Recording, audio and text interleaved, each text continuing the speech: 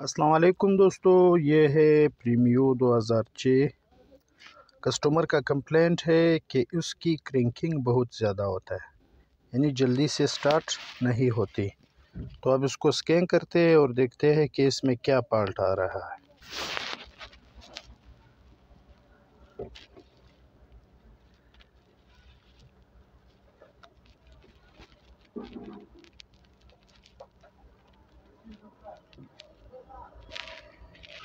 इनमें ये सब कोड्स आ रहे हैं। दोस्तों, अब हम इस गाड़ी की सारी मालूमात लाइव डेटा में चेक करते हैं। तो उसका आरपीएम भी ऊपर नीचे होता है और ये इसका मैप सेंसर है जो कभी 2 तक जाता है, कभी 1.50 तक आता है।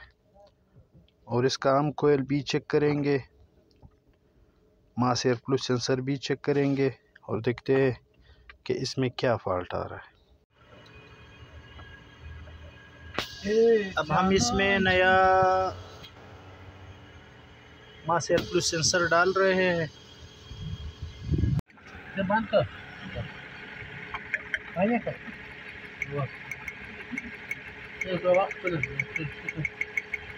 अब हम उसके 1604 जो कोड था स्टार्टेबिलिटी माल फंक्शन, उस पे हम काम करते हैं।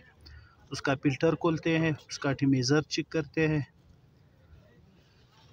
कि ये इतना लंबा क्रैंकिंग क्यों कर रहा है।